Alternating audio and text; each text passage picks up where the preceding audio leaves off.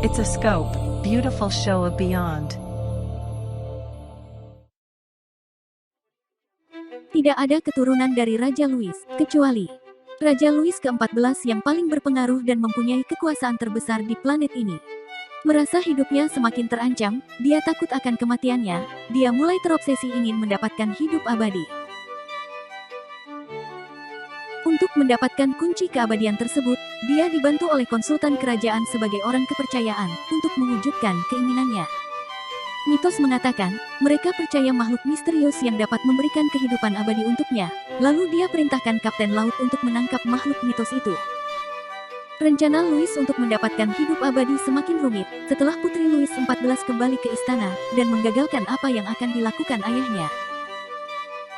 Saat gerhana matahari yang langka terjadi, Louis dihadapkan oleh pilihannya, kehilangan putrinya, atau memiliki hidup abadi. Film yang kita bedah berjudul The King's Daughter. Jika diterjemahkan ke bahasa Indonesia, Putri Raja, atau Anaknya Raja. Dibintangi oleh dua peran utama, Pierce Brosnan sebagai Raja Louis XIV, dan Kaya Scodelario sebagai Mary Joseph. Film genre fantasi ini berdurasi 1 jam 38 menit dan mendapatkan rating 5 dari 10 Internet Movie Database. Sebagai apresiasi terbaik Anda, jika merasa terhibur, selalu berlangganan channel kami.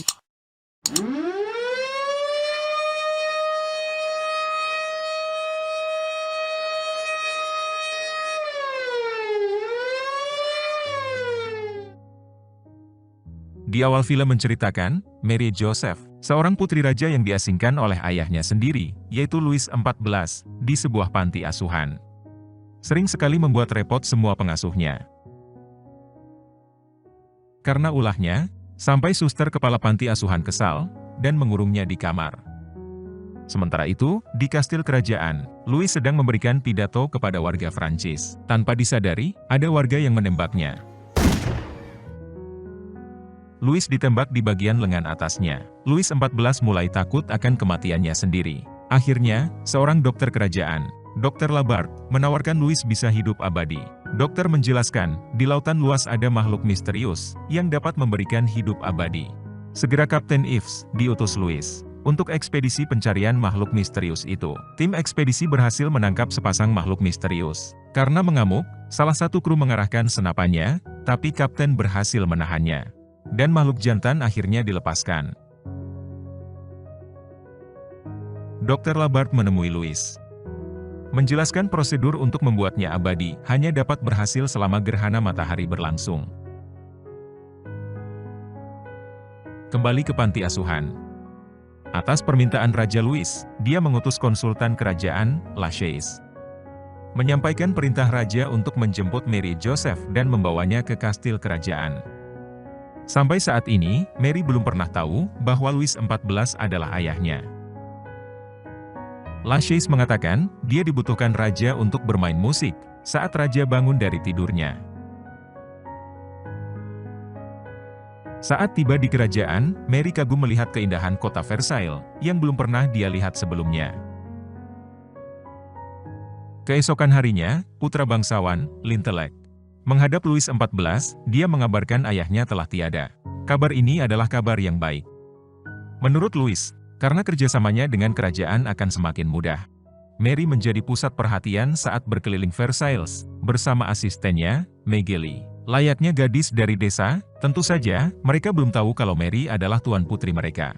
Saat dia menatap sebuah patung mirip dengannya, tanpa disadari, Louis sedang mendekatinya. Karena panik, Mary mulai hilang keseimbangan dan terjatuh ke dasar kolam. Lalu, Lintelec segera membantunya. Dan di saat inilah pertama kalinya Mary bertemu ayahnya, tapi Louis belum memberitahu hubungannya dengan Mary.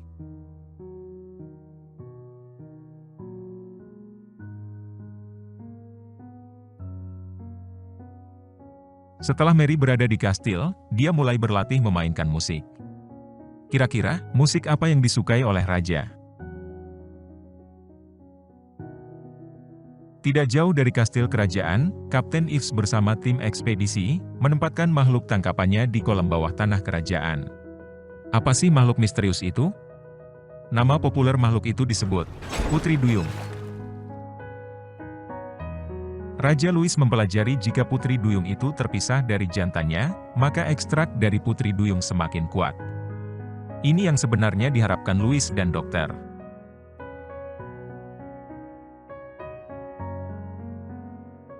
Saat Mary Joseph berlatih memainkan musiknya, terdengar nyanyian yang membuatnya keluar dari kastil dan mencari sumber suara nyanyian tersebut. Suara itu akhirnya membawa ke suatu tempat, di mana putri duyung itu ditahan. Mary yang penasaran mencoba mendekati kolam itu, tapi kapten mengejutkannya. Mary mengatakan, putri duyung itu telah membawanya ke tempat ini, tapi Kapten Ives tidak mendengar suara apapun. Mary Joseph kemudian duduk di dekat kolam dan memainkan musiknya di hadapan Kapten Ives. Tidak lama, mereka mendengar nyanyian dari dasar kolam.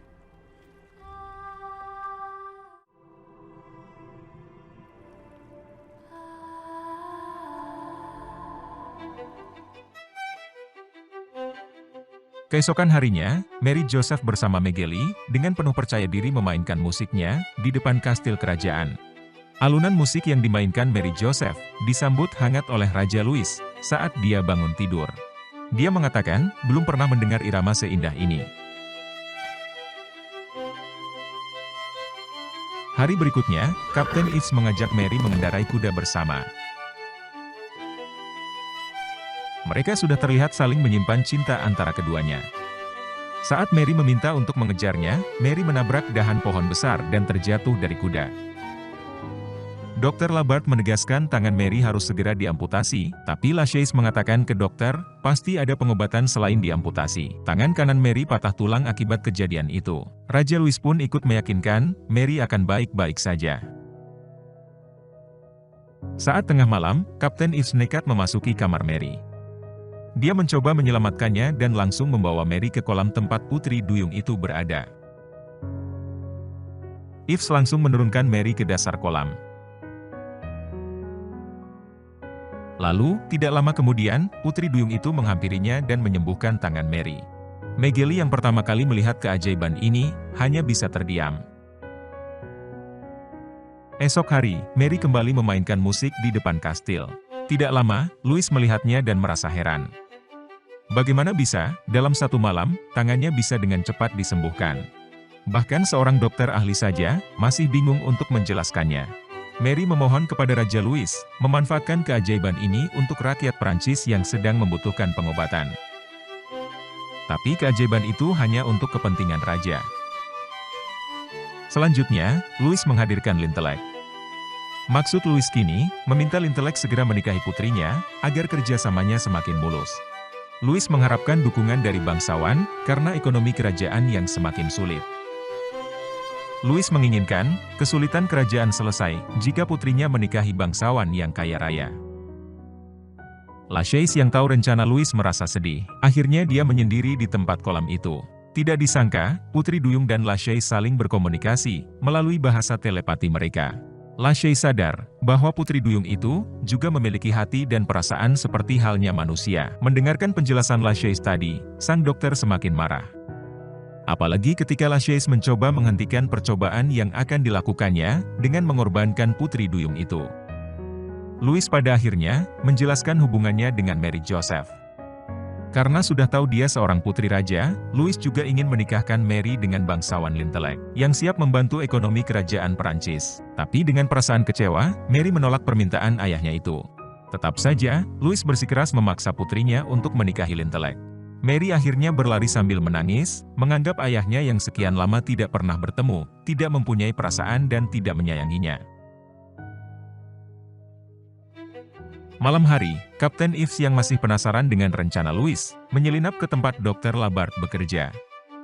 Dia mendapatkan prosedur untuk mengekstrak jantung putri duyung, yang pernah ditangkapnya. Dia langsung menyelipkan gambar yang diambilnya, di bawah pintu Mary Joseph. Kapten Ives mencoba untuk membantu memperingatkan Mary Joseph, tentang semua rencana yang akan dilakukan ayahnya.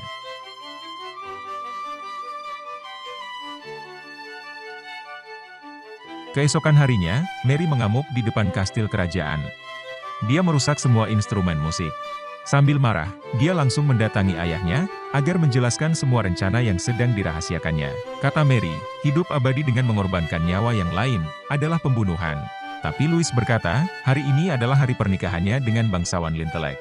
Megeli sangat mendukung Mary, karena hari pernikahannya ini, merupakan hari perpisahan Megeli dengan Mary. Dia sudah tahu rencana Lachaise, yang akan membebaskan Mary dari derita pernikahan. Setelah mengucapkan salam perpisahan, Mary berlari untuk melepaskan Putri Duyung yang sudah lama ditahan di bawah kastil. Di bawah sana, dia menemukan Yves yang juga berusaha melepaskan Putri Duyung itu. Mary menjelaskan kepadanya, dia tidak menikah dan sedang melarikan diri. Mengetahui Mary belum menikah, Kapten Yves kembali semangat, dan secepat mungkin membantu Mary untuk melepaskan Putri Duyung bersamanya. Sekuat tenaga mengangkat penghalang, supaya Putri Duyung itu dapat melompatinya. Tapi dokter sudah berada di tempat mereka, pengawal yang datang bersama dokter, membidik Yves.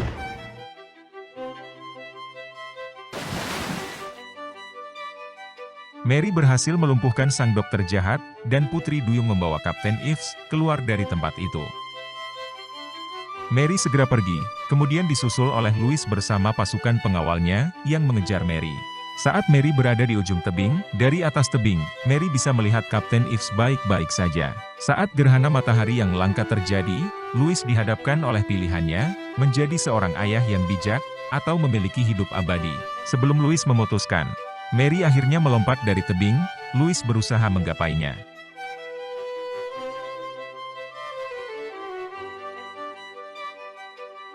Saat itu juga, pengawal bersiap menembak Putri Duyung dari atas tebing.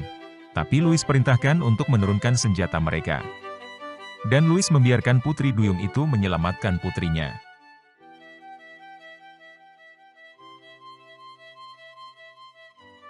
Keduanya memutuskan untuk meninggalkan Versailles. Pengawal membubarkan armada kapal pengepungan, setelah itu Louis membiarkan mereka pergi.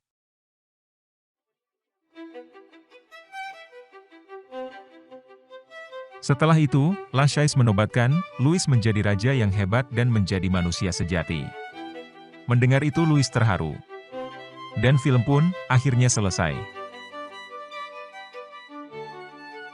Terima kasih telah menyaksikan video kami. Semoga saja dari kisah yang kami ceritakan dari film ini dapat menjadi inspirasi dan hiburan untuk semuanya.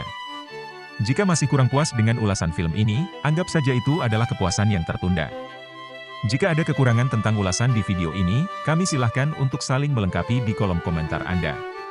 Akhir kata, selamat beraktivitas, tetap tersenyum dan sampai jumpa di video selanjutnya.